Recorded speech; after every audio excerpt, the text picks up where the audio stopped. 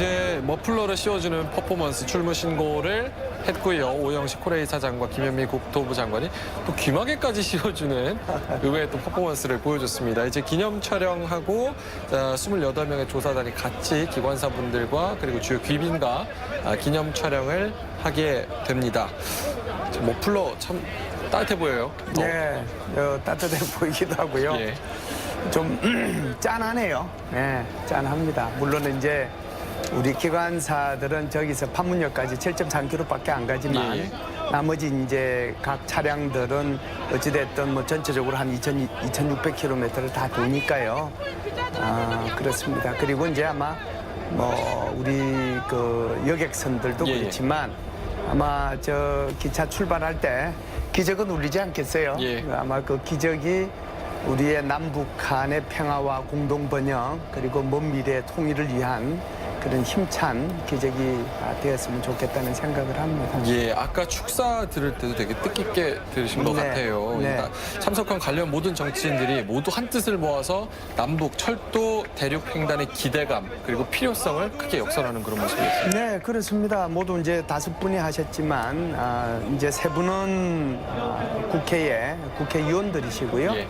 2분은 이제 우리 그 국토교통부 장관하고 통일부 장관이 말씀을 하셨는데 저분들이 하신 말처럼 이 오늘의 공동조사는 사실상 그동안 섬으로 있던 대한민국이 유라시아를 거쳐서 유럽 쪽으로 나아가고 그리고 이제 우리의 남북한의 공동 번영이 시작되는 그런 것을 알리는 거고 그런 차원에서 보면 오늘에 참석하신 여야 의원들이 바로 당을 초월해서 우리 대한민국과 한민족의 미래를 위해서 같이 모였다는 데 큰 의미가 있다. 이런 취지로 말씀을 하신 것 같습니다. 예, 조사단원이 지금 기념 촬영을 끝내고 이제 열차에 탑승을 하고 있습니다.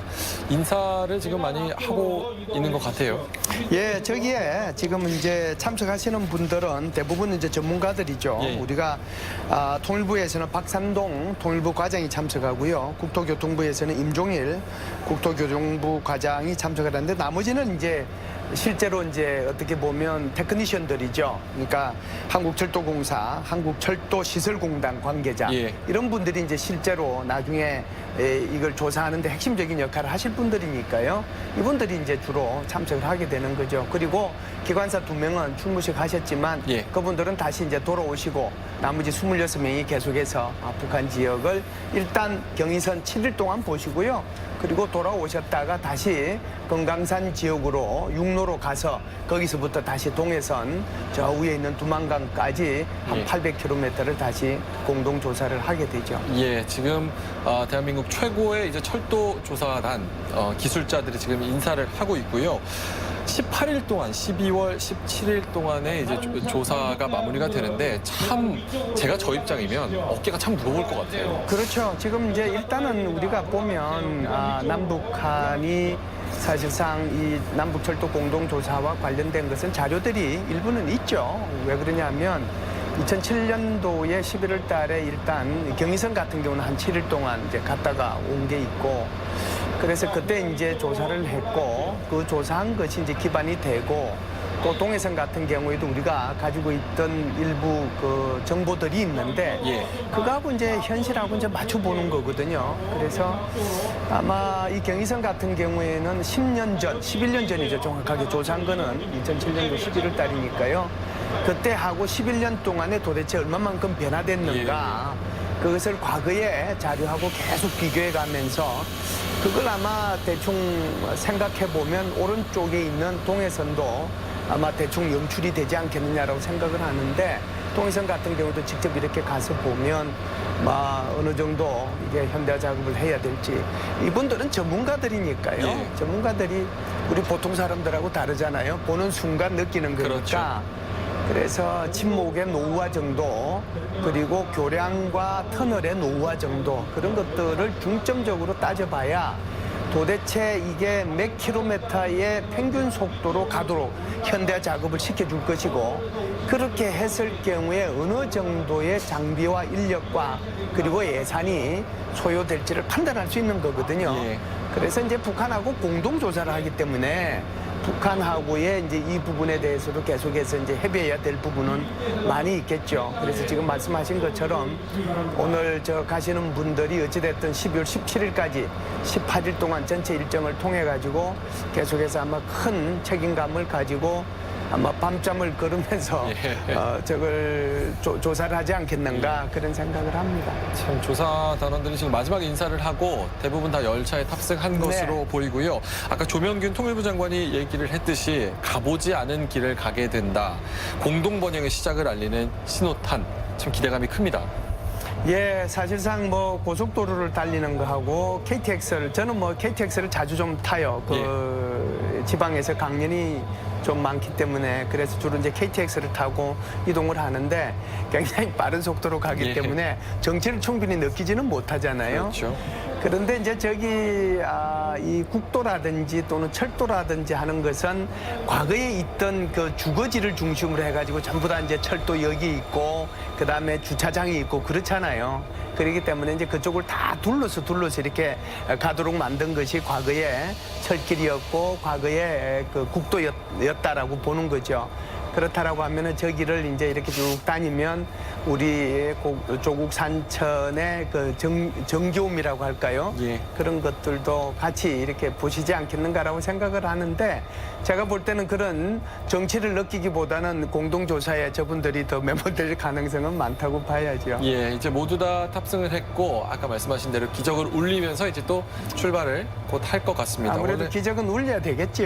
네. 8시 50분에 원래 열차가 출발 예정이었는데 지금 15분가량 좀 늦어졌어요. 근데 뭐 늦어지면 어떻습니까? 일단은 지금 그럼요. 출발한다는 게 굉장히 큰 의미가 있는 거죠. 네. 예.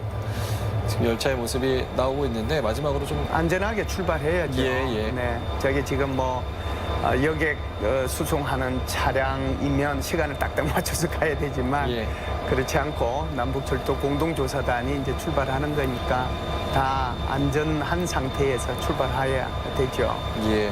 아까 김현미 장관이 얘기했듯이 서울역이 국내선, 국제선 둘로 나눠져 있었다. 저는 이 얘기 듣고 사실 저는 요 세대가 아니잖아요. 그렇죠. 그럴 수도 있었겠구나 이런 생각이 들더라고요. 저도 그 세대 아니에요. 예. 저게 국내선, 국제선. 그 아까 그 잠시 얘기가 나왔지만 사실상 그 남북 해방과 동시에 남북한 간의 철도가 9월 달부터 중지가 됐다라고 아까 얘기했잖아요. 그러니까 그 이전까지만 하더라도 서울역에서 경성역이죠. 거기서 이제 국제선을 타면 그게 이제 만주를 통해 가지고 이제 중국을 통해서 대륙으로 지금 이제 유럽까지 가게 되는데 기적을 크게 울렸습니다. 울렸어요? 예, 방금 울렸는데 저희가 그래요? 말씀하시느라 못 들었는데 기적을 2번 정도 크게 울리고 이제 곧 출발할 것으로 보입니다. 자, 앞에 지금 열차가 이제 출발하고 있습니다. 천천히 그리고 큰 한 걸음을 내딛고 있습니다.